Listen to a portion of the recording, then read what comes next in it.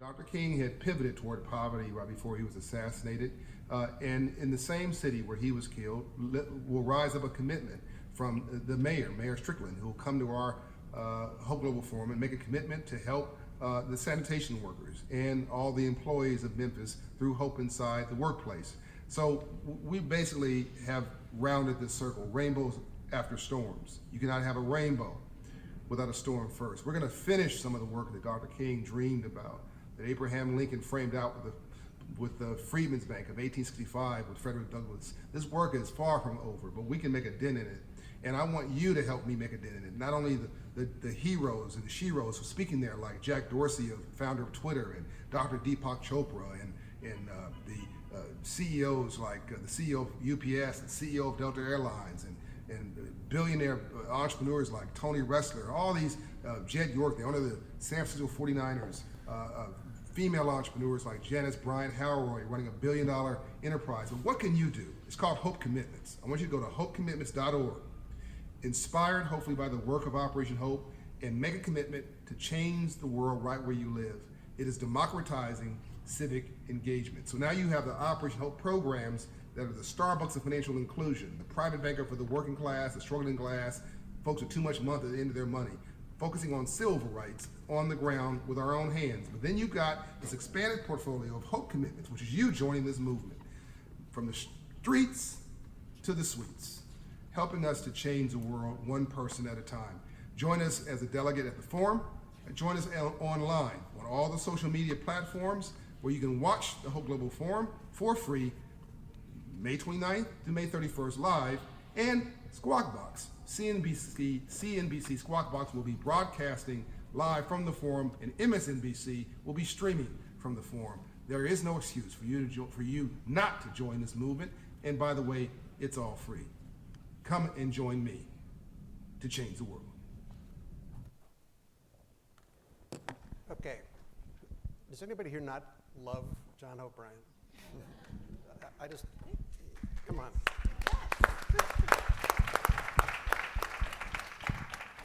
Okay, two things to think about, and then we're going to. Yesterday, the board had the opportunity to spend some time with the chairwoman of the FDIC. And in the middle of her exchange back and forth, she used an interesting term that caught our attention. She said, what if we thought about everybody in the community, everybody in the country as shareholders of the United States?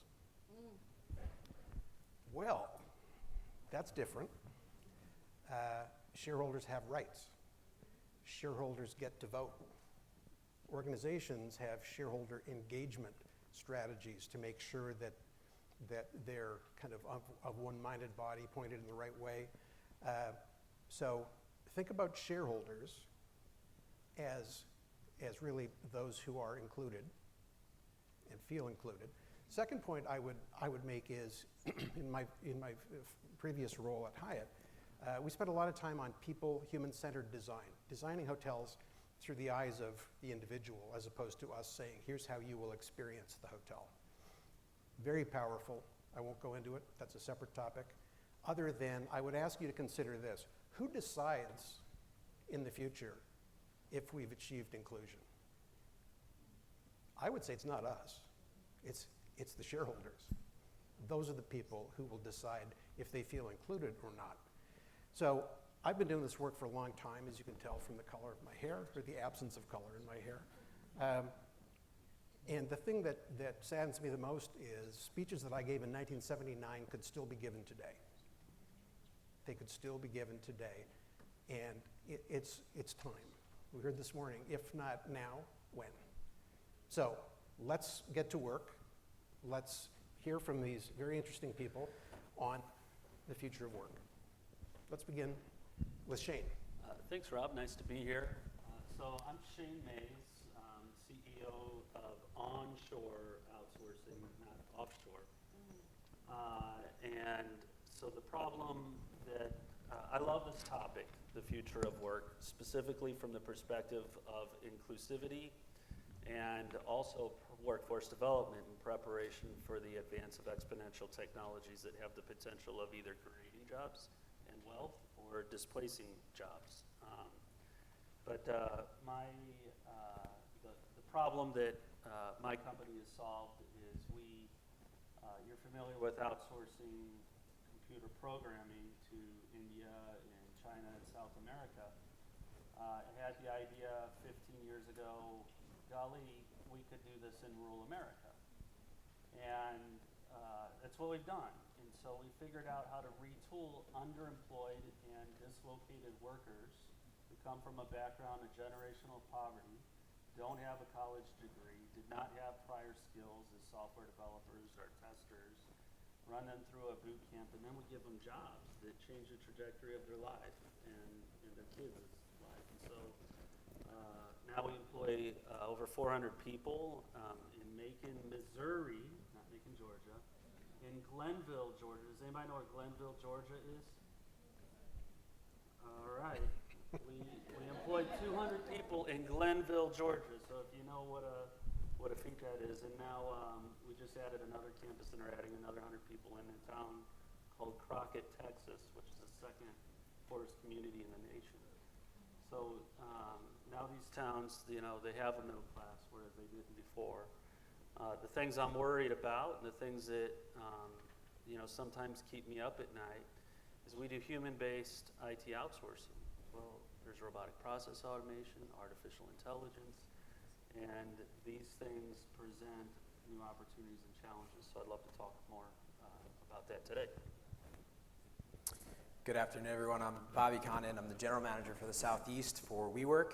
Who here has heard of WeWork? Nice. All right. We are a global company that provide innovative workplace solutions for companies of all shapes and sizes and maturity.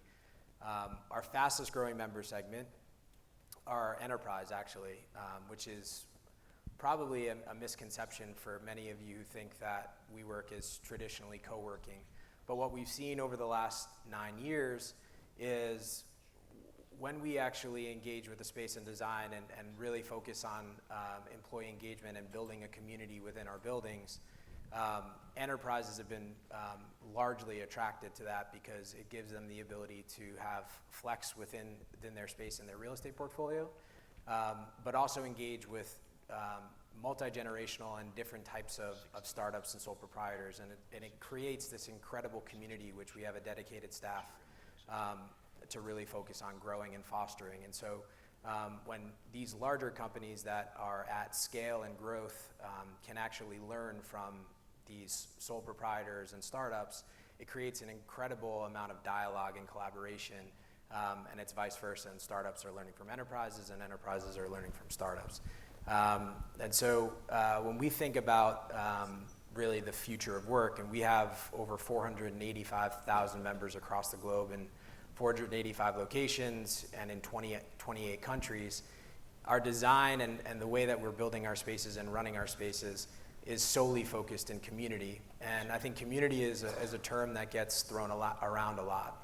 It's similar to where we're seeing now of innovation centers. It's just a theme and it's a term, but there's a lot of thoughtful intent that goes behind community, and it's everything from the design portion of it, it's where we're selecting these buildings, and then it's obviously the programming that goes into it. And so when we think about companies that are looking to provide a space for their employees, it's very similar to what cities are dealing with too, and there is a tremendous amount of back and forth and competition with respect to talent. They want to really focus on growing a culture. There's organizational strategy issues that companies and also cities are dealing with, and then there's financial components to that with increased regulatory environments. And so I'm excited to talk about the future of work because I think when we think about it, and we've been studying it for the last 9 years, it's really how our members are engaging with the space and really seeking for mission and purpose. And I think we've lost a little bit of that, and we're really excited to bring that back and the human connection back to each one of you all and our members. So excited to talk about it. Keith. Well, good afternoon. Can you hear me okay? I'm Keith Parker, the President CEO of Goodwill of North Georgia.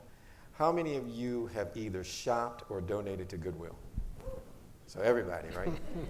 So I know some of you are lying. but enough of you, I recognize that you are customers and or donors, and we appreciate you. By every measure, Atlanta is one of the very, very best places to live. How many of you live here now? Vast majority. But again, almost every measure, it's a great place to live. I really like it here. I've lived in a number of different cities. But would you be surprised to know that Atlanta ranks at the very bottom in terms of income inequality, and almost at the bottom in terms of economic mobility? That when you heard John mention Martin Luther King's name, that would you be surprised to know that if you were born in that very neighborhood where Martin Luther King lived, that you have about a 4% chance, if you were born in poverty in that neighborhood, of getting out of poverty in your entire lifetime. That Atlanta has amongst the most pernicious poverty in the entire country. And at Goodwill, why we think this is a major issue is that we help people move from where they are into where they want to be. So when you drop off your donation, we use that to help run those stores, and then use all the profits to help people find jobs. So last year we helped just under 25,000 people find work, and particularly we help people with major barriers to employment. People who are coming out of the criminal justice system, people with disabilities, people who are just hard to employ for a variety of different reasons. And so any conversation that we have about the future of work, we better include the least of these and the people who have the greatest barriers to work, because we're either going to pay them through work or we're going to pay in a different way, because they will be accounted in one way or another. So I hope as we have this conversation, we'll make sure we discuss all of the great opportunities, but making sure those opportunities include everybody. Good afternoon, everyone. Can you hear me okay? All right, my name is Alex Smith. I am the Chief HR Officer for the City of Memphis, and I'm so proud to be here. First of all, Memphis, just tell a little bit about us. We have the best barbecue in the country, in case you did not know that. We are the home of rock and roll, and most importantly, we have made a absolutely serious commitment to helping all of our City of Memphis employees become financially literate and to get them out of poverty if they are in poverty. And so we've been partnering with Operation Hope since 2017. We received national attention for offering $70,000 in grants to original 1968 sanitation workers. And a key component of that was partnering with Operation Hope to offer free financial literacy to all of those sanitation workers and their families as a part of that project. And so since then, we've now been on this journey to look at financial wellness in a very holistic way, and how we can do what we can to help as many employees as possible be able to reach their financial goals. We've also been tackling student loan debt. So we are still the first municipality and the only municipality to actually be paying down student loan debt for city employees. And we're now also venturing into this idea around holistic financial wellness. And we made the announcement today with John Hope Bryant about offering the Hope Inside program to all city employees. So this is something that we're very committed to. Now, why are we committed to this? First and foremost, not only do we believe it's the right thing to do, but we are on a mission to recruit and retain top talent for the City of Memphis as an employer. We have 8,000 employees, and when we look at those 8,000, we understand that in order for us to continue the growth of the city, we have to have the right talent in every single division, whether it's police, fire, public works, and all the other divisions that it takes to run city government. We have to have the right talent there in order to be able to serve our citizens. And so we've been proactive around helping to change the narrative, if you will, around what does it mean to work for government. Last year we launched a campaign called #BeTheChange, and we've been proactively talking to particularly young people about coming to work for government and ultimately being the change that they want to see in their communities through working in government. And so with that effort, it's opened up this interesting door of inclusion for us, because we're now within the same department have both a 19-year-old and a 75-year-old in the same place. And so when you talk about generational changes, generational differences, how do you think about management and leadership development from that perspective? How do you think about broadening just the mindset of an organization when you start bringing in generations of different people, people from different ethnicities and different backgrounds? That's what we're faced with now. So I'm excited to talk about that work that we're doing to be able to create an inclusive environment, as well as how we're proactively going after non-traditional people to be thinking about working in government. Just prior to Kim speaking, my AV friend back there, I'm from Dallas. If she mentions Memphis barbecue again, could you just kill the mic? I'm sorry, that cannot happen. Okay, Kim. Los Angeles has great barbecue too. Hi, everybody. My name is Kim Anthony. I am the founder and CEO of Urban Philanthropy, Inc. And we have two sides of the house. One side of the house does capacity building for nonprofit organizations. Last year alone, we did 180 brand new nonprofits in 31 states, which represents about $20 million in social mission capital being funneled into communities. The other side of the house is our media side of the house, Urban Philanthropy Magazine, where we promote those nonprofits and we assist them in raising funds. We just released a fundraising app where we can funnel our individual donations to people in our community that are making a difference in our community. So what does that have to do with the price of eggs at Kentucky Fried Chicken and the future of work? And in studying, doing a little homework about this topic, one of the things that I discovered was the artificial intelligence and robotics and something called cobotics. And in looking up the definition of cobotics, it's robotics that's assisted by human beings. There's not even a definition in the dictionary, and yet there is development taking place around that right now. One of the stories that I saw was about trucking and how they have self-driven trucks. Now, the trucking industry represents $70 billion in our economy, 1.8 million truck drivers. When you have driverless trucks, that could potentially impact millions of people. And if you take that out, just say 10 million people, imagine what happens to our communities when 10 million people lose their livelihood. And so there was also a story about, and it's not just trucking and warehousing, it was the legal field. There's an app that they use, the computer, Watson, if you will, beat the lawyer.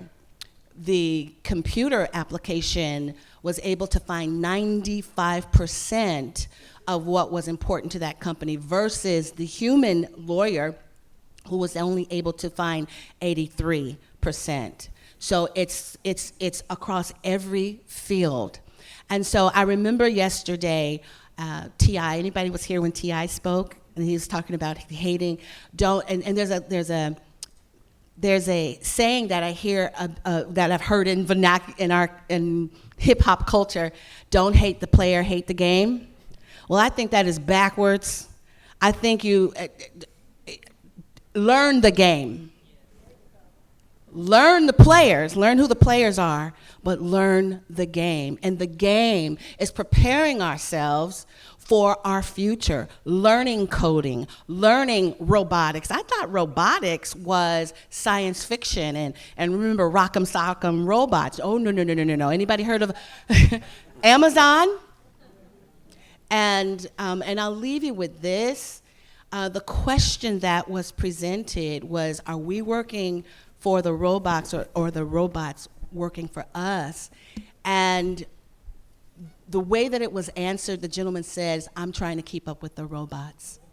So we need to prepare our children for coding. It's not just techie. It's not just those smart, techie, brilliant people.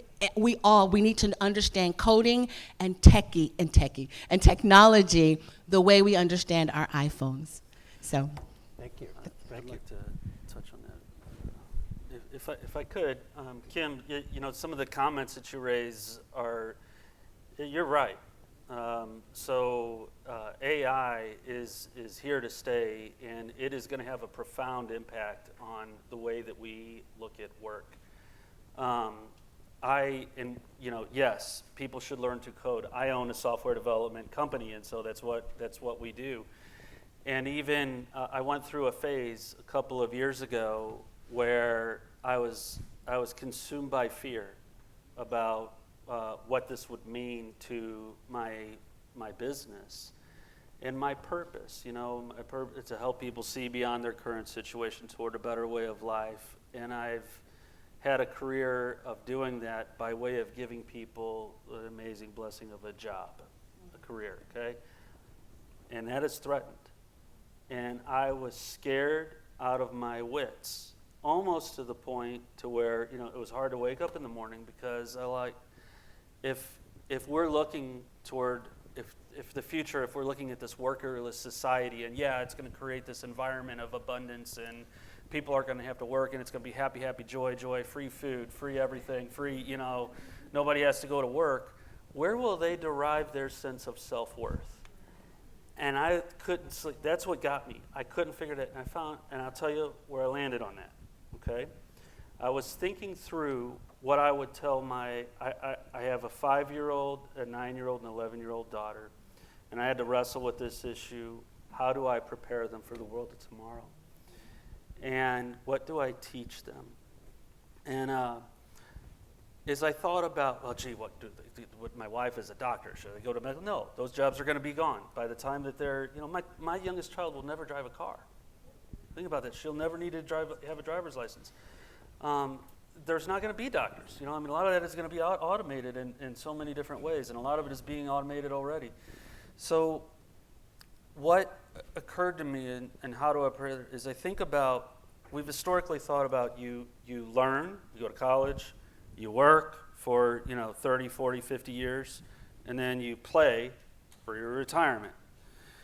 And I want to teach them to do those things simultaneously. Live, work, and play all at the same time, and enjoy your life as it is. And that way you will be more portable, because your career, my children aren't going to have one career. They're going to have like 5, 6, maybe 7, I don't know. And in terms of how we derive our sense of self-worth, if they can learn, work, play, and that is living, let us derive our sense of self-worth not from what we produce or what work we do, but from how we live. And then I found peace with that. So I just want to point out that when he mentioned retirement, did you see he looked at me? I did too. It's unbelievable. But I do want to give a counterpoint to that, and this is particularly because I'm in government. There are still certain jobs that will not go away, regardless of where we are. We will always need police officers and firefighters and sanitation workers or solid waste workers and landscapers. And there are other roles, HVAC technicians. So the top 3 roles that I'm recruiting for right now: police, fire, and HVAC. Seriously. And this conversation about trade work is something that I think is starting to rise to the occasion that we have to continue to talk about, because even though there may be some AI that may be added to it, there may be some technology that may enhance it, the fundamental skills around how do you do community policing, how do you put out a fire, how do you set up a HVAC system, those things have to be taught, and the really, if you will, trade skills that have to be developed. And so I think there also has to be a conversation with people about not to just only think about coding, because that's one component, but how do you think about these other life-sustaining occupations that need to be properly filled and that have their own careers in their own right. And so that's the journey that we're on, because having a shortage of police officers for any community is not really a good thing, to be honest with you. Community policing may shift and change, but you still need somebody that's thinking through law enforcement. You still need someone who's thinking through firefighting and sanitation. And so how do we help the next generation think about this, even with the technology shifts, because those things are not going to go away. Bobby? Yeah. So you mentioned live, work, play, and just life in general. Our mission is for WeWork is to create a life, not just a living.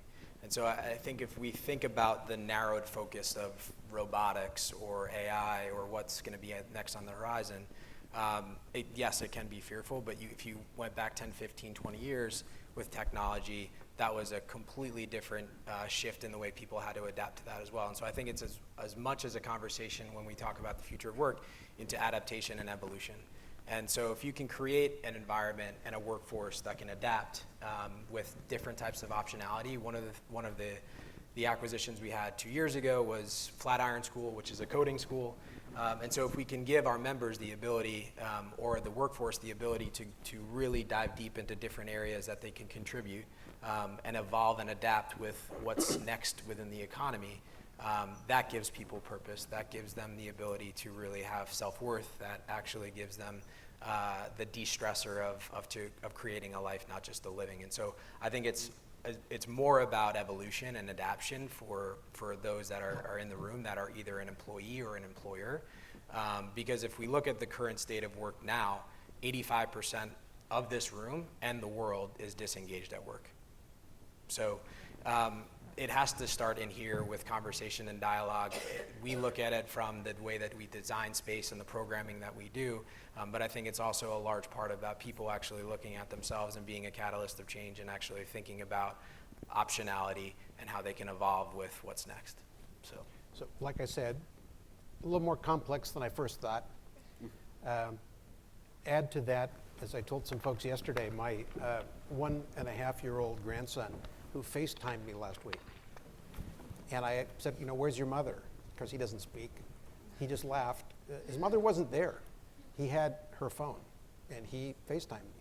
He's 1.5 years. What will he expect when he gets to the workforce?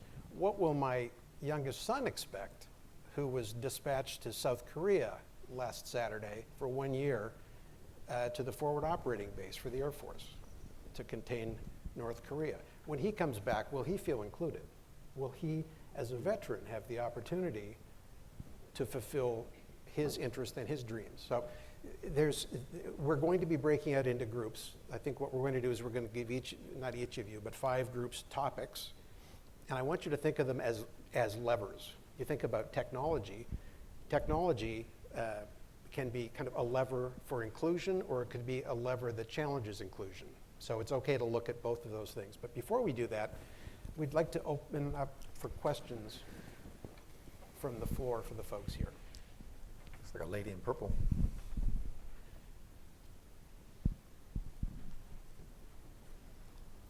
While she's doing that, can I ask a question of the audience?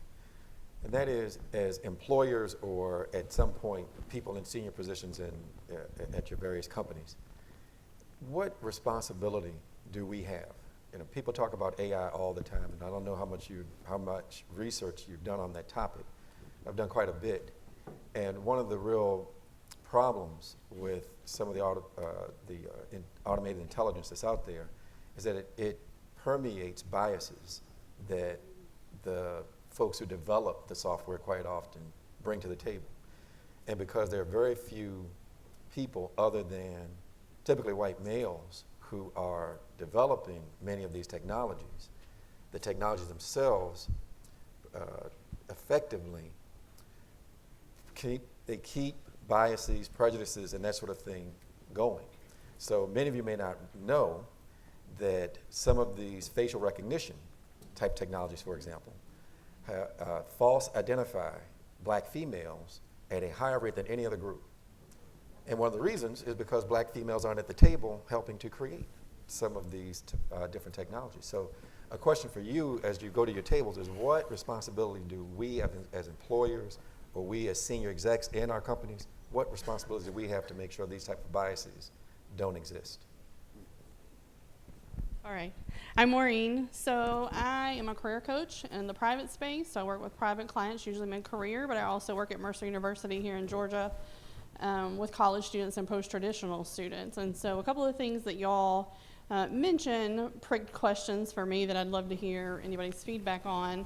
One is we struggle with, by the time we get a college student, how to teach them adaptability, which is really what we hear employers saying what they want as a skill, right? Because they've been in K-12 where they have to follow the rules and sit still and right and take the ADHD medicine and all that stuff, right? So how do we really teach young people, and for that matter, post-traditional students, which are our adult learners who want to learn new skills, how do we teach adaptability?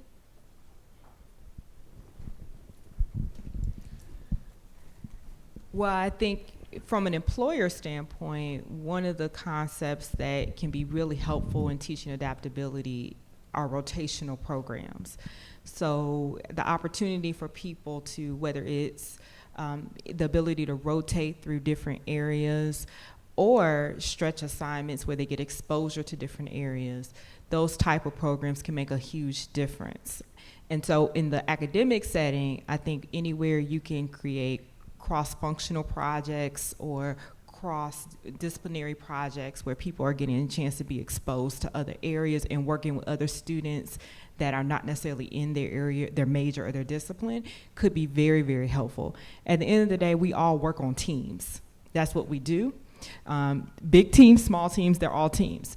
And so an important ability for a student to be able to work with other people different than they are, they may have a different mindset.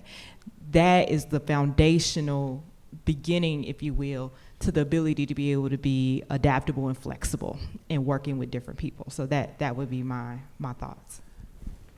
I'd add two things to that question on what I would encourage, again, my children to do is, one is have a broad radar. Don't put blinders on and be narrow.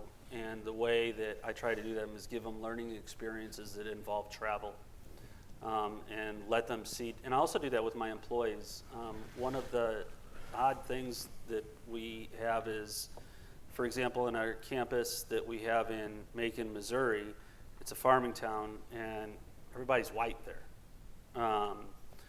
However, in our Glenville, Georgia campus, it's very different, and most people there are minorities.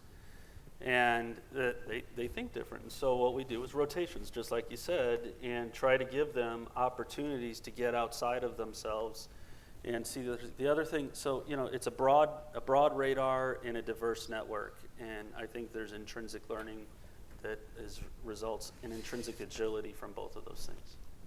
I think another thing to add to that too is, if we think the responsibility is on the education system to provide adaptability for the workforce, is the first problem. So I think I have 2 kids under 3. They're nowhere near ready for the workforce yet, although my 2.5-year-old is great at doing chores. I think it's as much me as a parent. I think it's through peers. I think it's family. I think it's through friends. And so I think the biggest thing to encourage there is mentoring programs and peers and rotation programs for employers that gives different perspectives, like travel. And so if you have the ability to have some sort of new perspective on life or how a particular town or country does something, it changes your whole view and lens on what was, your K through 12 experience. And so I think it's as much a responsibility for us as well than the education system to make sure that the new workforce is coming in with eyes wide open and understanding that it is vastly different from the textbooks that they've you've been provided in reading for the last 12 years. So I think a lot of it is peer coaching and mentoring and structure, and I think a lot of it is also just changing the environment that you have control of, and looking at the impact that you have from the conversations that you have. I think that's why you see some school systems adopting this growth mindset in the way they teach. Because once you're in the workplace, one of the things that I think you might agree stifles adaptability is that your experience becomes a problem because you're reliant. You stop asking questions. You stop listening to other people because you're too busy taking a position that because people have said, knowledge is power. And I think I had a professor from UCLA, Moshe Rubinstein. He said the meaning of life is to never stop asking questions. Mm-hmm. That takes us to our next question. Hi, I'm Yvonne Yancey. I have a background in HR as an HR leader for a major city and a couple of large corporations. And I would say two things, and one's a question. To Keith's point around employer responsibility, as people who hire people, it's important for us to realize that the recruitment tools we use learn our biases. So we rely on this technology to create this neutral platform, right? The platform learns your bias and implies it. And so we have a compelling interest, not just legally, but just to deliver on the value proposition we say we offer. My question is around employing difficult populations, which we talk about sort of as a third-party term, but there are people in rural America, but there's also people who have come out of the criminal justice system, and they're coming out, and they need to work. And so I've had the benefit of working for employers that were open to that, but there are many employers that are still not sure how they feel about it. So I'd love to hear about your experiences, your thoughts on how do you place that population, because they are, as I think Keith said earlier, you're going to pay on one end or the other. And so I'd love to hear your experiences or your thoughts around that. I can share some of that. So one thing that I didn't have an appreciation for before we started working in these disadvantaged communities was that the different mindset that people have. And one book that really helped me was Bridges Out of Poverty by Ruby Payne. If anybody's ever read that, it's amazing, and she's got a lot of good tips on dealing with. She stereotypes. She says there's people who grow up in poverty, and people who grow up in the middle class, and there's people who grow up in wealth. Most of America's societal norms have been propagated by people who live and grew up in the middle class. And the interesting thing is a lot of those social norms don't relate to people who grew up in poverty. And I saw that and I was like, what is going on here? And some of the lessons we learned are people who are marginalized, people who are living poverty, a few things. Their horizon of thought is not very long. So a 401k doesn't mean anything to them. A health plan doesn't mean anything. You want me to quit smoking? No way. That's the way I don't care about my long-term health. Where am I going to sleep tonight? Is what home ownership doesn't mean anything to me. And so you have to break that mindset. The first things that we have to do, and it's so hard, you got to get people to believe that there's somebody. You got to tell them, hey, you have value, and you have worth, and you have a future, and get them caring about themselves so that time span or that horizon of thought elongates. And I think that's a great starting point. We have this. I think I mentioned we're opening a new campus in Crockett, Texas. And this guy, wonderful man, his name's James Gentry. And he says, Shane, this is so important.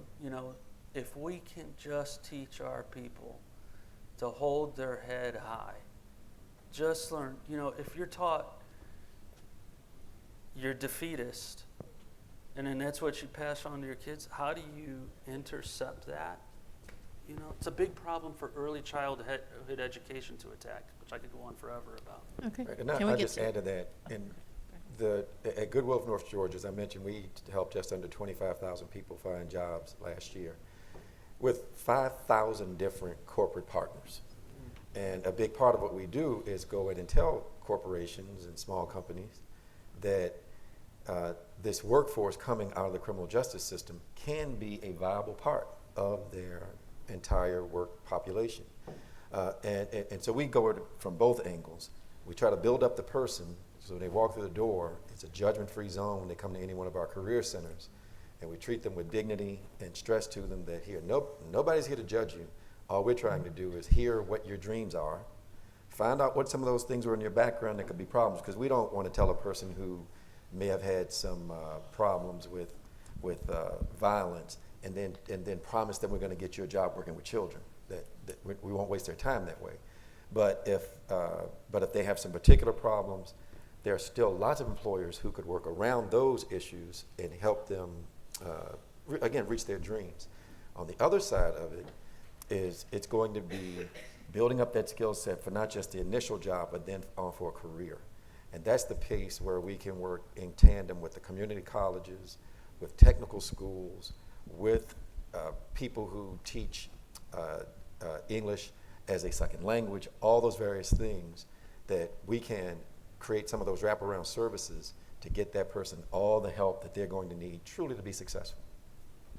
All right, we have a question here, and just to let everyone, I know there are a lot of questions in the room, and we are really kind of running out of time, and we want to make sure that everyone has an opportunity to do their breakout groups so that we can come up with our 5 topics. So this will be the last question because they want us to finish promptly at 3:30.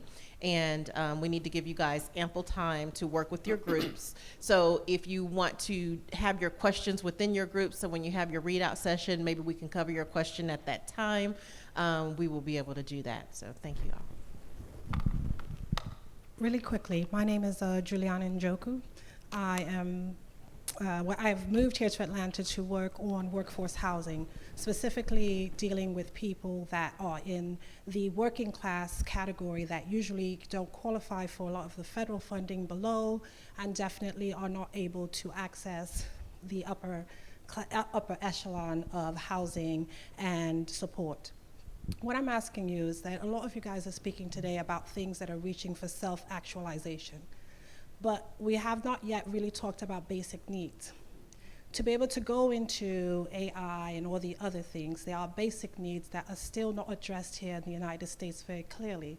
And more particularly here in Atlanta, Georgia, you're talking about housing, you're talking about eating, you're talking about basic education in public schools, you're talking about the advancement of basic need jobs that are part of your infrastructure that can keep you well protected while your children are able to dream big and live large. And I think it's oftentimes that sometimes when we're gathered here, we want to stick to the bigger topics about what STEM and STEAM might mean for future jobs.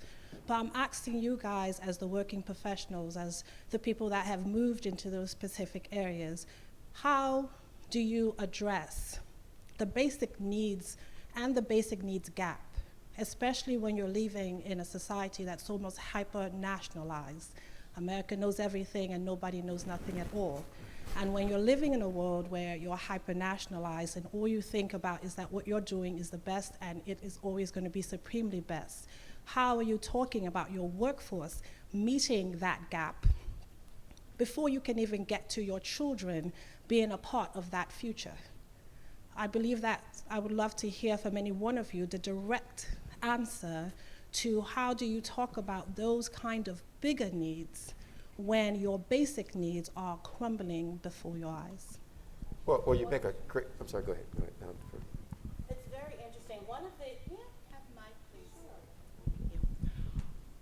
of the things, it's something that is prevalent in the space. And one of the ideas, and it's pretty out there, it's a pretty innovative idea that they're speaking about, is something called the Universal Benefit, UBI. It's, yes, and so they're beginning to have that conversation about literally writing a check for everyone in the United States of America. Andrew Yang is actually running with that as part of his platform. But we do need, as far as where I come from, we need to have people be proactive in the gig economy or being self-employed, or how can you dream big if you can't pay the rent? How can you get involved in these higher levels of intelligence when there's not food on the table? And what we can do is be proactive right now with what we have right now. And one thing about the artificial intelligence and robotics, it also works for the self-employed. There's technology that supports people in making a living for themselves. There's no way that we could have even done the business that we did last year without the gig economy, without artificial intelligence. We use it every single day. So that could be something that we could use to support people who are living below what the poverty level. How do you take your gifts, talents, skills, and ability and creativity and connect that with technology that exists right now? So for me, you know, at the City of Memphis, as the HR person for them, I am absolutely dealing with the very basic needs that our employees have. We have 8,000 employees, 5,000 retirees. And so just the fundamental aspects of how people are going to get health care is a question I think about. We have 2 free wellness clinics for our employees and retirees that they go to for free. Why did we do that? Because we saw that there was a need for them to have a place where they could go for free basic health care for their support. We also got into the business of paying down student loan debt. Unbeknownst to us, with 500 employees participating in our program, they are carrying $19 million worth of debt. $19 million. And we're talking about police and fire. So people on average who are making $55,000 a year carrying $26,000, $30,000 worth of debt per person. So we are now in this business around financial literacy, not just because it's the right thing to do, but we absolutely understand that this is something that's preventing our employees from being happy, whole, healthy, and well in their everyday lives. And so we're in that business. So those are just 2 examples of what we're doing to address those issues. Okay. All right. Well, Rob, you want to take us to our breakout sessions? Yes, thank you. Okay, everything I've heard and read suggests that we're kind of in a crisis because not everybody feels included. We don't have enough shareholders. We've got more people than we have shareholders. Every crisis communication consultant will tell you that there's 3 roles in a crisis. There's the victim, there's the villain, there's the hero. So I'm going to ask you, because of my friend John, to adopt the hero mindset right now. We're going to have you 5 different topics. And from a hero's lens, think about the vision for inclusion. How, given that particular topic, can we create more inclusion as we look and design and create the future of work? The first is going to be generational. Again, when you think about, if somebody can write up generations on number 1, we talk about the workforce like it's, one person that just looks the same. And we have ethnicity. We have so many differences that have to be brought in through empathy, and it's a challenge. So I'm going to ask you to choose which one you go to. But the first one is going to be generational opportunities around inclusion. The second will be technology. Is it our friend? Is it our foe? How can we use technology to create a more inclusive workplace in the future? The third is inspired by my friend from WeWork, the physical environment, the space, where we work, and how we can change that in a way that will create more inclusion for more people, more shareholders. The next is, I'm going to loosely call it employers, and how can employers, from a cultural point of view, from a mindset point of view, how can they adapt? How can they change what they do in order to create more inclusivity as work evolves in the future? And the final is talent, people, sourcing, education, engagement. And simply going to work, simply having a job is not inclusion. Engagement, fulfillment, all of those things. So those are the 5 subject areas. We'd ask you, with the help of this brilliant panel up here, to pick the one that you want, and through a hero's lens, think about how within those various levers we can create more inclusion as work evolves in the future. Okay. And how long do we have? 10 minutes. 10 minutes. We might press the 15, but 15 minutes. So ours was starting with number 1 about the generational piece. And specifically, we talked about creating a culture of trust. That way, team members don't feel they're competing against each other, but completing each other as one body with many members. We also talked about the power of collective talent, the ability to help folks discover their strengths, because 80% of people are showing up to work and not cultivating their strengths in meaningful ways. So that's related to the Strengths Finder assessment. Mm-hmm. Also, we have the importance of hiring for inclusion, to make sure we're intentional in our hiring processes. And we also talked about visionary component, to make sure we have some people who are a part of the team, and also it applies to the employer adaptability, that the leader of the organization must have a clear vision of where the team is headed. So that's that sense of write the vision and make it plain, so we know which direction that we're going. And we also talked about, then related to vision, ensuring that we're incentivizing the vision by defining the metrics and how we're moving forward. Thank you. Very good.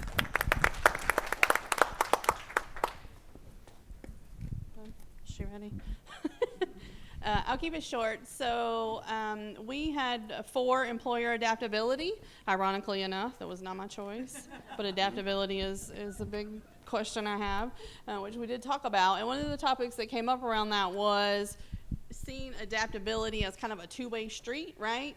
Employers or institutions who may not be adaptable or nimble expect employees to be adaptable, and so what does that look like? How does that go both ways?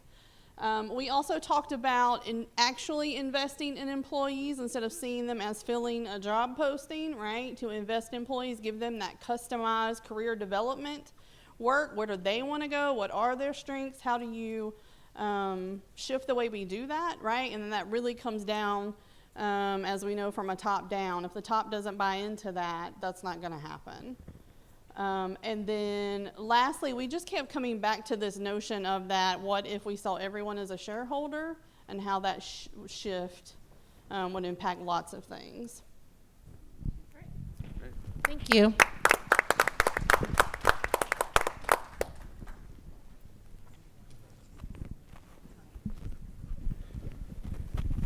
So our group did generation.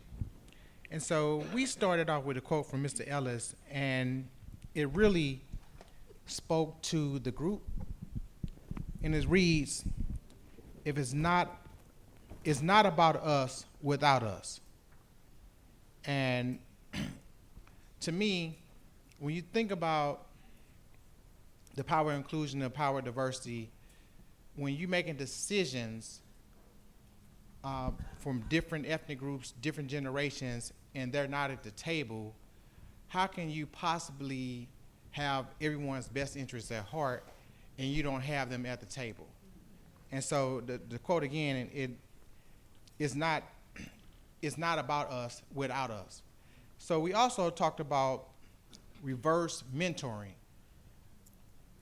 A lot of times you think you can only learn from people who are up in age with wisdom, right? But as Mr. Ellis pointed out again, his grandson can work his phone and teach him things that he can do. Even his phone gets in the jam, he can find his emails or something. And so just think about that, the time where a grandfather and a grandson are learning from each other real time, right? We also talked about, sorry, I'm losing my place.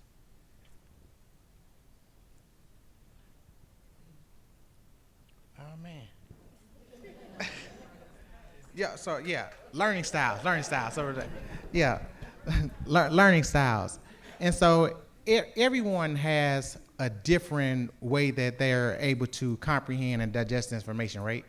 And so without having your preferred learning style, you may miss the mark.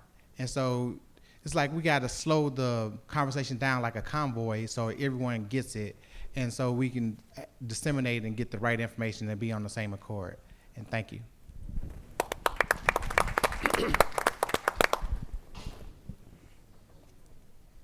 Okay, so we called our group the Potpourri Group because we tried to address all the things. Okay, so we primarily talked about equity in a couple of areas. We talked about equity in education. So we talked about building on what was said about coding, that coding as an opportunity needs to be offered across the board, right? But in addition to coding, talking about advanced math skills. So making sure that those opportunities to take AP classes in math are accessible to people across the board. We heard about one particular model of using that model where, say a little something about it. Taking graduate students who are computer science majors and putting them in the public schools. Yep. And so it's pairing content experts with teachers as one change in terms of equity. Then we also talked about equity in the hiring process. So we talked about the problems that we see with resumes, where we know the research on resumes says that if there's a name of a person who appears to be a woman or appears to be a person of color, they're less likely to get called back for a position. We also know it's a problem that the date that you graduated from high school or college is on your resume. They can do age discrimination. But there's no reason why the person who's in charge of hiring you needs to ever see your name, right? We can use technology to take that information off of resumes before the person who is actually in charge of hiring you ever sees that, so that those potential biases can't enter. We talked about also the importance of inclusiveness incorporated in hiring processes, and also being intentional about objectives and economic incentives for diversity. So we heard one model where companies are given rating scores, right, for how well they do with, and I wrote down authentic diversity. So authentic diversity means that there's diversity not just at the lowest levels, the people who are paid the least, but also at the highest levels, people who are in power, people who are making decisions. And so that if companies are given diversity scores where if they're doing well at diversity, particularly with people who are in positions of power, that there's an opportunity for economic incentives, right? And so we talked about, did I miss anything? Yes, okay, so those main areas, right? Equity in education and equity in hiring processes. Thank you. Okay, is there anyone at this time? I'm sorry. Okay.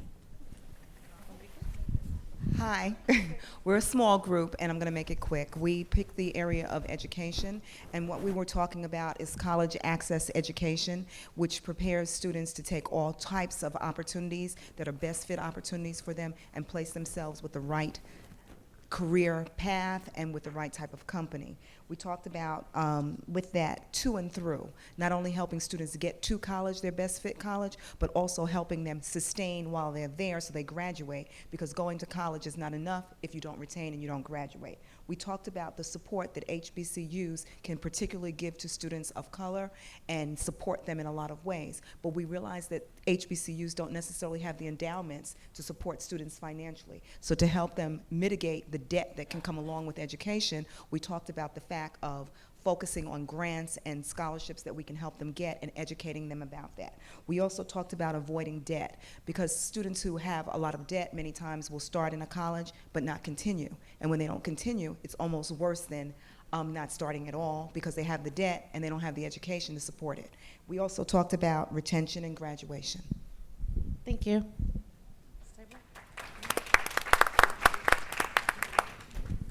For our table, and I'm going to be brief as well, talent engagement was our focus.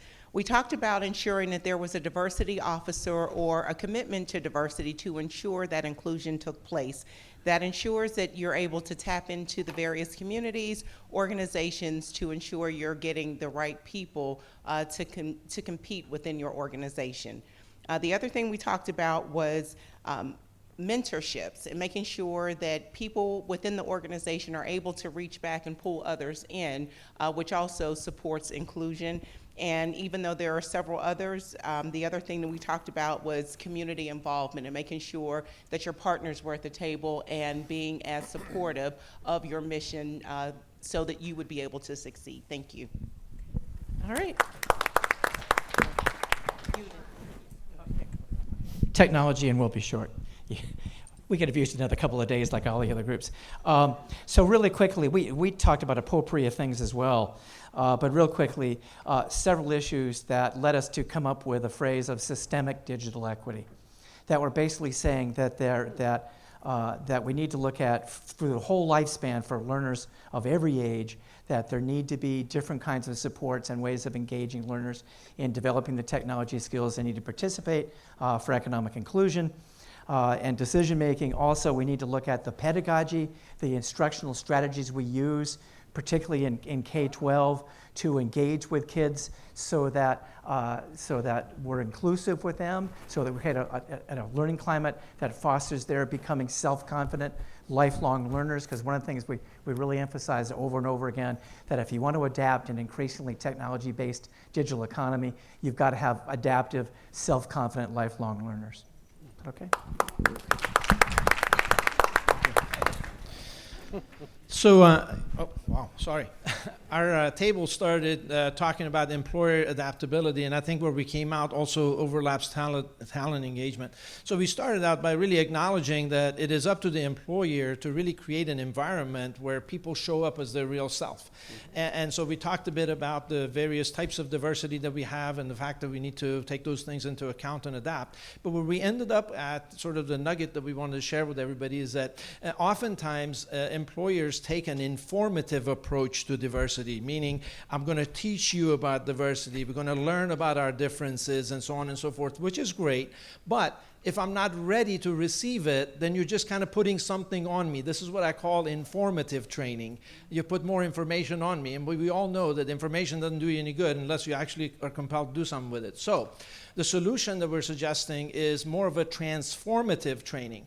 And so to me, in my experience, the way that happens is if you have an experience where you and I truly get to see that on the inside we're exactly the same, then we begin to appreciate one another, and then we do want to know about our diversity, and we want to appreciate that. So that transformative as opposed to informative makes all the difference so that we can get everybody ready to receive it. Thanks. All right, we're running short on time, but I know we don't have anything for space, and this team did space, so we're going to take this one last one. I will be very quick. First of all, the basic bullet is creating enjoyable workspaces where people want to go. And it was really the intersection of all of the other four of these levers. We talked a little bit about vertical work communities where people actually live and work, and there are amenities as in training and education, digitized boardrooms, which touched on remote working and employer adaptability. We talked a little bit about the old school culture of having to be in the office from 9 to 5 and the benefits of the flexibility of working remotely without losing the culture in the companies and the organizations. We talked a little bit about the generational options and that life happens during your work career. From the time you're out of college until you retire, that's when you're having children, families, taking care of parents, all those different things. So it overlapped into generational. And then, of course, the technology component of creating that platform to be able to work remotely and have more flexibility. But the space was kind of the intersection of all of those things. Well, we are out of time, and if I did not get to your table, please just write your idea down so that we can make sure that it is recorded on the board. We're being, summoned to wrap up because the next session will be starting in 3 minutes. So Rob, I'm just going to let you have some last words. So You've just practiced adaptability. I heard you all moan when you heard 10 minutes, and look what good people can do in 10 minutes. So thank you for your contribution. It's just the beginning. Please join me in thanking these wonderful people for sharing their experience.